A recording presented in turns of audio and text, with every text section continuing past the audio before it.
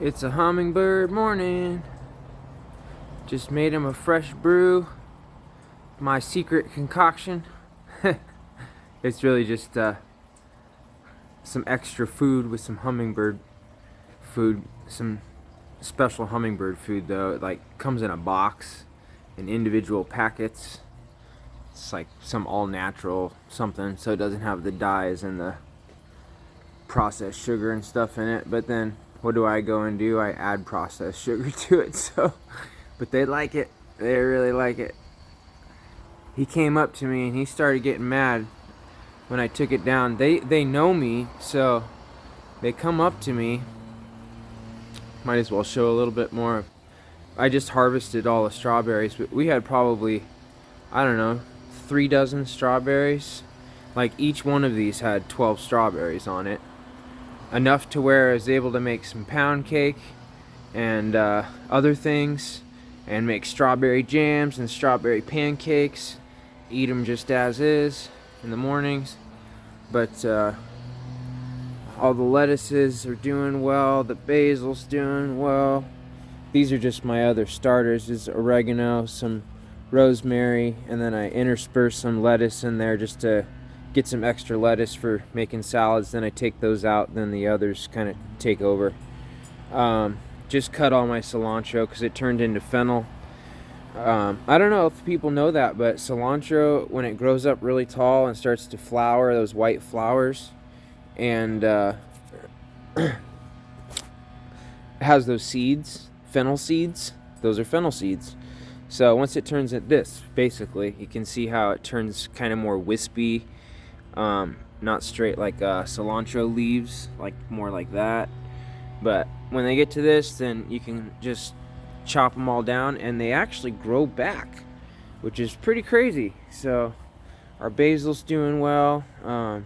Did the same thing with that, and this lettuce really is doing well. It's just, I don't know, I able to grow some great lettuce. And look at the Tropicana now, guys. I don't know, since last video it was just some sticks, but this is what I mean, this is how fast this plant grows. And it grows to well over the top of the fence with these huge giant orchid looking flowers.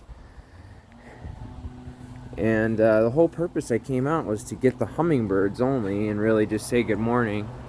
But I figured, oh, canna lilies are getting the spires growing, so we're gonna have nice big canna lilies soon. And this is the biggest they've bunched out as far as the leaves this year. And then on this one we've got some almost ready to come out. Same thing, just cut all the roses too, but man, with the roses, great. And then the crown of thorns, kind of the centerpiece of everything. The crown of thorns it takes a little bit. It's kind of a late bloomer, but all the flowering and leaving happens right off the top of them as crowns. You know, hence the name. Plus also this is what they made the crown of thorns out of for Jesus. So I guess that's, I don't know, I've heard conflicting stories on why it's got its name, but it grows crowns on top of thorns. And then these are my petunias that I had started not too long ago. I still have these from, I don't know, 3 months ago that are coming back again. They kind of went through 2 cycles already, so they're probably about done. They start to turn stringy after a while. And I've had this plant, this is on its like 3rd year, 2nd or 3rd year. It just refuses to give up on me. Plus I give my plants some good care. But this is my apple tree now. Look at all these leaves on the apple tree. And then the peaches, I can't believe how big the peaches are getting so quick. Like really quick. Getting peaches fast. So this is gonna be cool this year because, and I had to kind of reposition it because the peaches were getting so heavy that it was weighing all the limbs down. I mean, these peaches get really heavy, and if you're not careful, you can it'll break some of the branches. But that's why these peach trees are extra the leaves or the stems and trunk are extra bendy. So they're not real stiff and a hardwood, but they're more like a supple and pliable wood.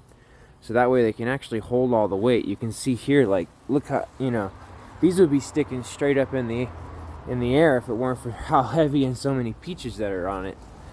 And then the tomato plants have been doing awesome and just giving endless tomatoes. Endless tomatoes. I've been harvesting those, so I don't really have a lot of red ones, but you can just see how many green ones are on there and all around, and it's been a great growing season already. And all my herbs, just like still doing, and this rosemary bush that was just sticks is coming all back, and I've got sweet mint, and then my purple basil is going, or I mean purple sage is going bananas. We're going crazy. More oregano, more sage. That's just a starter. And then you remember how this trough was just so full of lettuce? I mean, look how many salads I've been able to make out of it, and I still have a few that I can harvest. They're starting to get big. When they start to get to this point, though, it's really time to cut them, because the taste starts to get a little bit more sour. You know, they're at the end of their life cycle. So, but you can see, like, I've cut basically, I don't know, 8 heads of lettuce out of this that were all huge sizes of lettuce. And so what I wanted to show, okay, so once you cut them, you can actually leave like a little part of the stem, of the base of the stem. You can see how I did that, and it will start to grow more lettuce out. And in fact, these right here, these are ones that have already been cut, and look how big they are. So like some of them you cut and they just die, you know, like that stem there. But these I cut, harvested, and then they started growing right back into heads of lettuce again, like very fast too, really fast. Same thing with this small purple one. So I don't know if you guys grow lettuce gardens and you don't just want to get starters every single time. Like these two are ones that have been harvested too, and they're growing back. So if you want to save money and you want to just kind of be patient, I guess, yeah, it takes some patience.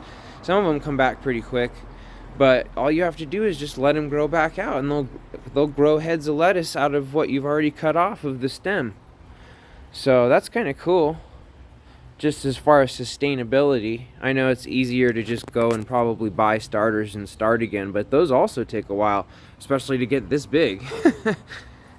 So this trough has already created, I don't know, 2 months worth of eating salads every single day. And then these yellow petunias. So anyway, oh, the dogs came out to join us. There's Jack and Hunter, my best 2 buds. You guys want to say good morning? How you doing, Jackie? And that's Hunter. I got 2 dogs with opposite coloration. They're not related. They look related, but one's a King Charles. Jack is the bigger one, and then one's a regular Cavalier.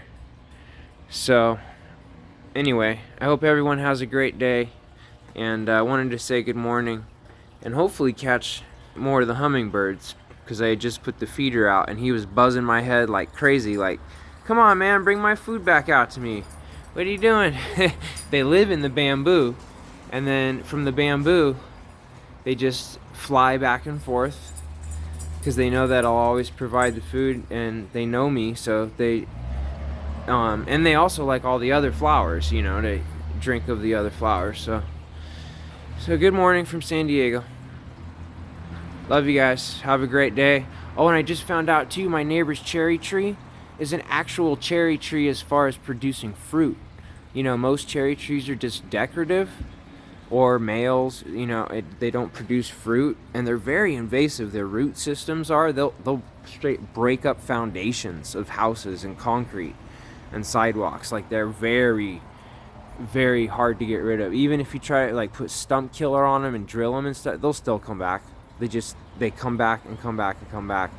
So sometimes people don't like having cherry trees because they'll eventually it will destroy this part of the fence.